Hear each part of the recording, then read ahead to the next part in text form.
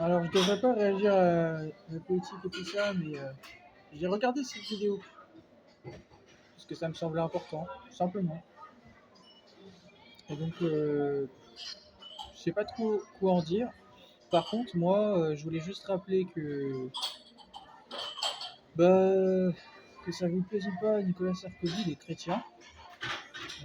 Il met Jésus-Christ à un niveau très élevé dans sa vie, il l'a dit dans des vidéos. Voilà. Donc, c'était pour le rappeler. C'est quand même ça a son importance, donc c'était pour le rappeler. Euh, par rapport à quelqu'un qui ne reconnaît pas Jésus-Christ et qui est antichrist ou autre, etc., hein, voilà, hein, ça a une importance capitale déjà, ça. C'est un élément voilà, qui amène déjà une bonne compréhension quand même sur la personne, sur les gens en général déjà. Voilà. Mais bon, après, il faut toujours se méfier avec les gens, hein, qui parlent de Jésus, mais quand même, voilà. Ensuite, j'ai regardé quand même donc, le fond de la vidéo. Alors, je sais pas exactement concrètement les affaires, le fond de l'affaire dans laquelle il a été visé par rapport à ça. Je sais que c'est une histoire d'affaires par rapport à un financement, je crois, illégal libyen, un truc comme ça. Il a expliqué que, si je ne me trompe pas, hein, il a expliqué dans cette vidéo en tout cas qu'il y a eu, donc, en fait, rien ne lui est reproché, c'est ce qu'il explique. Voilà, c'est une injustice totale, mais que les personnes avec qui en fait il a travaillé, en fait, auraient eu l'idée justement en fait, en fin de compte, de faire quelque chose d'illégal en fait, sans qu'il le sache. C'est ce qu'il explique dans sa vidéo. Voilà. Enfin, dans cette vidéo. Donc, bah, moi, j'allais dire, sincèrement, je sais pas trop quoi dire à cette vidéo. Bon, après, je suis pas un politique, donc bon, je peux pas trop faire quelque chose, hein, voilà. Mais bon, c'est un petit peu compliqué comme affaire. En tout cas, ce qui est bien, c'est qu'il dit qu'il va se battre jusqu'au bout pour prouver son innocence. Donc, bah, je t'invite à aller au bout de tes idées, à rassembler des preuves, et en trouver des témoignages ou des gens, des personnes qui pourront t'aider justement à prouver ton innocence. Moi, je trouve ça grave d'entendre un ancien chef d'État, entre autres de la France, qui ose dire que c'est une injustice sans mots en fait. Hein. Je sais plus comment il a dit mot pour mot, mais une injustice grave en fait. Hein. Voilà, et que bah, il va garder la tête haute et en fait, même en prison, en fait, il se battra en fait pour prouver son innocence. Mais je trouve ça franchement, j'allais dire couillu en fait, hein, faut dire le mot, parce que bah c'est pas facile d'entrevoir d'aller en prison et de vouloir prouver justement son innocence, même si ça semble normal. Mais je veux dire, quand on entend ce genre de choses, parfois ça fait mal au moral. Faut dire les choses. Donc ça veut dire que il a des choses à revendre et c'est bien. Il se bat en fait. Voilà. Donc après, je le connais pas plus que ça, Monsieur Sarkozy. Mais bon, je me devais quand même de le dire. On vit dans une époque où en fait tout n'est pas respecté en fait et c'est du laxisme total en fait. Autant judiciairement, si on peut dire que tellement de choses en fait. Hein, c'est un bordel total. Donc je me devais quand même de prendre position.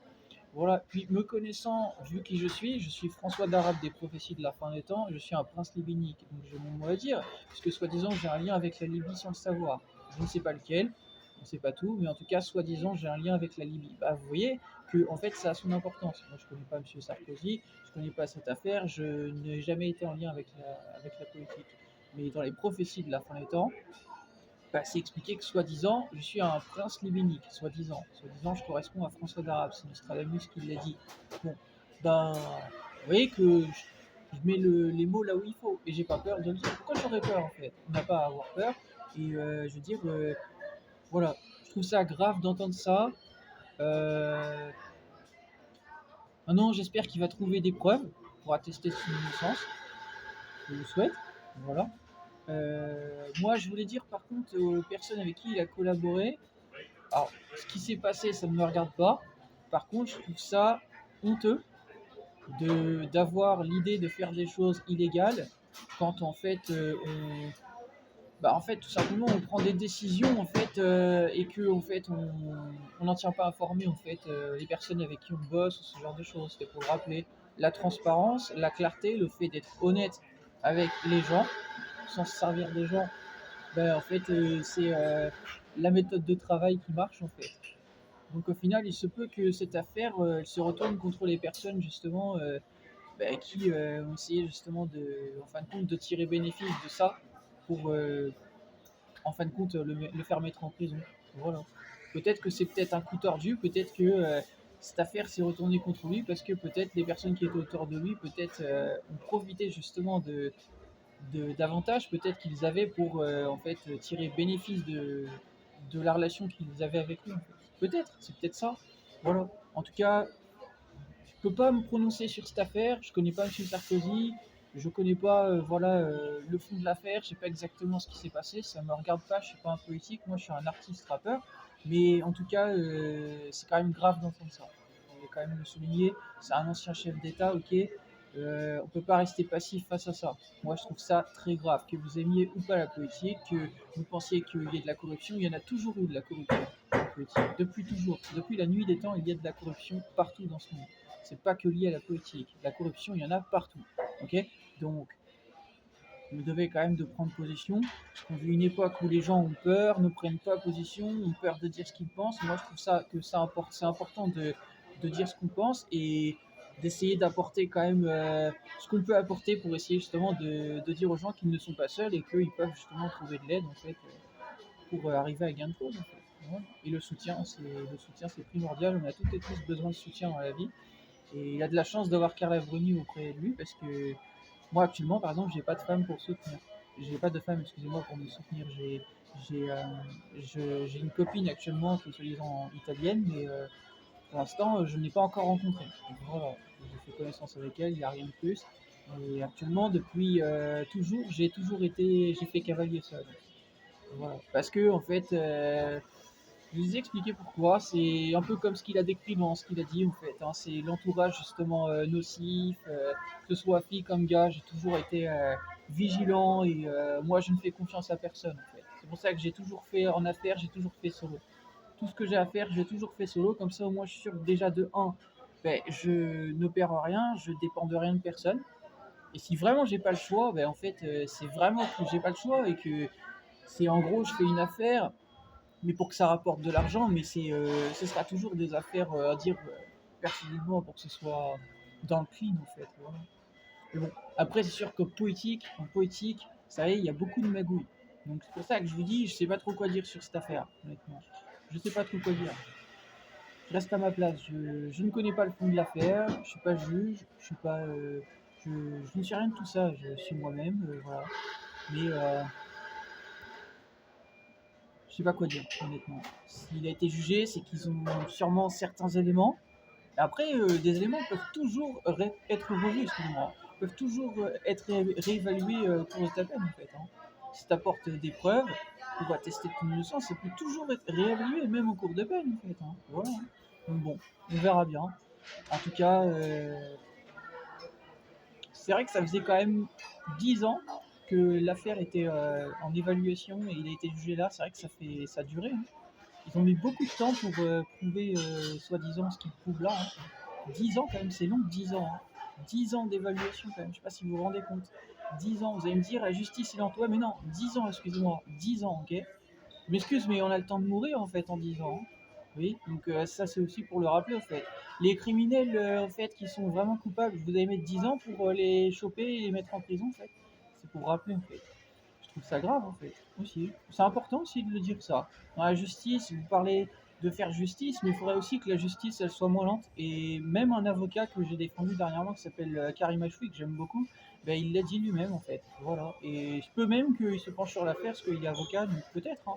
Voilà, mais en tout cas, je sais pas trop quoi dire dans le fond de l'affaire. C'est une affaire assez compliquée. J'ai pas les éléments pour attester de quoi que ce soit. En tout cas, s'il y a des gens qui peuvent faire quelque chose, ben, faites votre boulot, hein, voilà. Hein.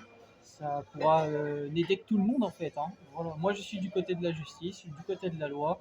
Voilà. Si vous avez des preuves qui attestent de son innocence, ben, mettez en acte, n'ayez pas peur de mettre en acte.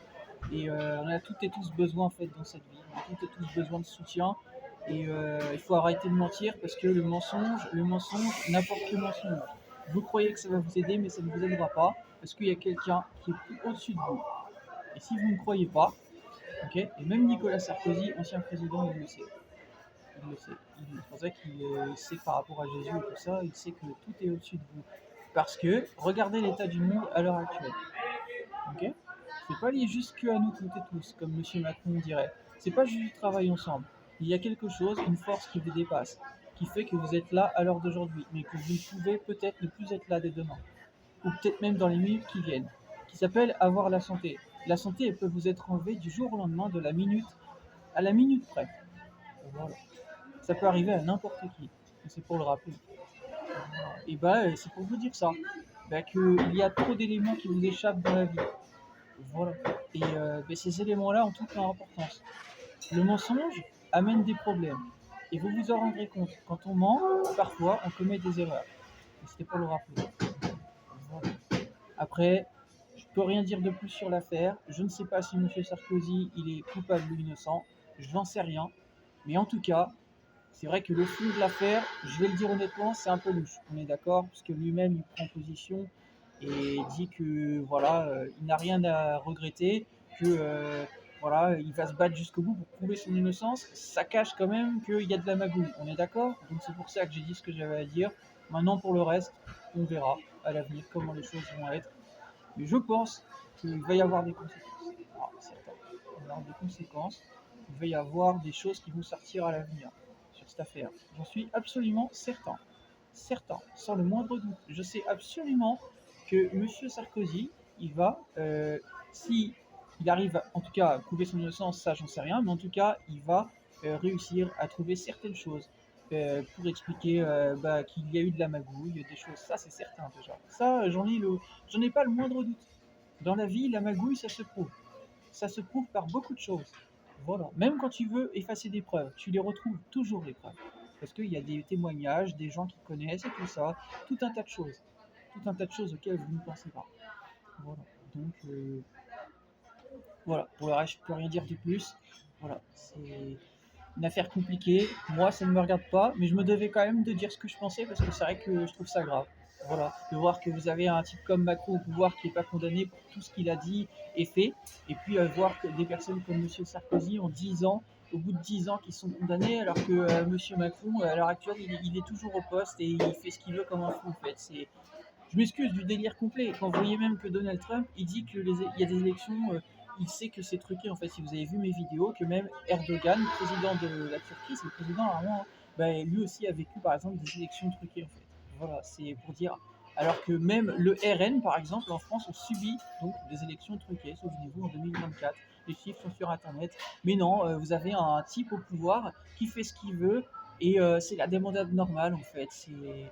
On nage dans le délire total, on est d'accord. Voilà. Ne venez pas me parler de justice. Voilà, c'est pour ça que j'ai pris ce que j'ai pris en position.